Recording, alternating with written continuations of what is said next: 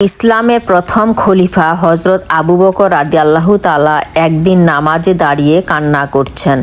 নামাজ শেষে একজন সাহাবী তাকে জিজ্ঞেস করলেন, হে আবু বকর, আপনি নামাজে দাঁড়িয়ে কান্না করলেন কেন? হজরত আবু বকর রাদিয়াল্লাহু তাআলার চোখ বেয়ে তখনও পানি ঝরছে। এই কথা শুনে তার অন্তরে যেন আবার ঢেউ উঠল। তিনি চোখের পানি ছেড়ে দিয়ে বললেন, হে ভাই, আমি কোরআনের একটি আয়াত পড়ে কান্না করেছি। তখন সে সাহাবী জানতে চাইলেন, কোন সে আয়াত যা আপনাকে ক্রন্দন করালো? তখন আবু বকর রাদিয়াল্লাহু তাআলা বললেন, সেই আয়াতটি হলো, ইন্নাল্লাহাস্তারা মিনাল মুমিনিনা আনফুসাহুম ওয়া মুহুম বিয়ান্না লাহুমুল জান্নাহ। নিশ্চয়ই আল্লাহ মুমিনদের জানমাল কিনে নিয়েছেন জান্নাতের বিনিময়ে।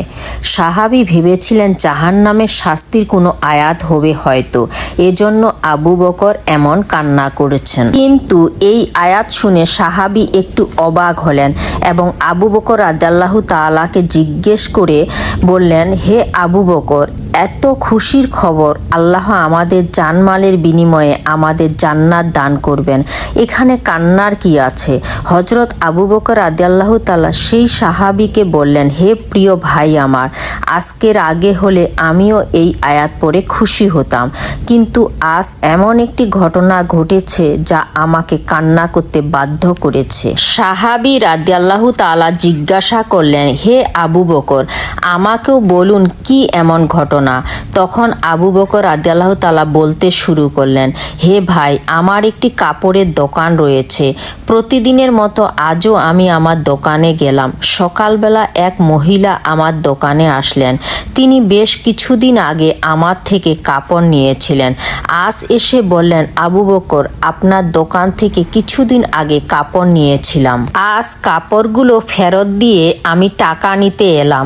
আমি বললাম, আপনি তো অনেক আগে কাপড় নিয়েছিলেন, এতদিন পরে আবার ফেরত কেন?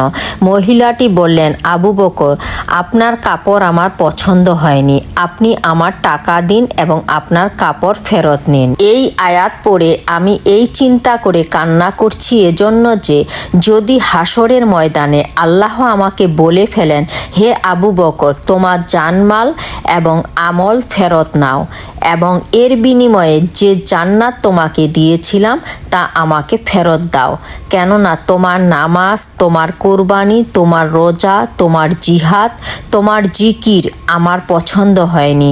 তখন আমি জবাবে কি বলবো? সেদিন তো আমার আর কিছুই করার থাকবে না, বড় ক্ষতি হয়ে যাবে আমার। এই চিন্তায় আমার কান্নার কারণ। সুবহানাল্লাহ।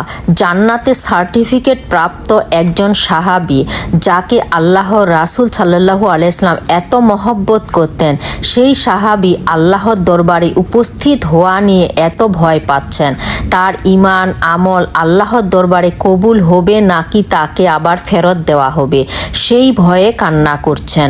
আর আমাদের কি অবস্থা? আমরা তো হজরত আবু বকর রাদিয়াল্লাহু তাআলার মতো এত এখলাসের সহিত ইবাদত করতে পারি না, উনাদের মতো এখলাস নিয়ে দান খয়রাতও করতে পারি না।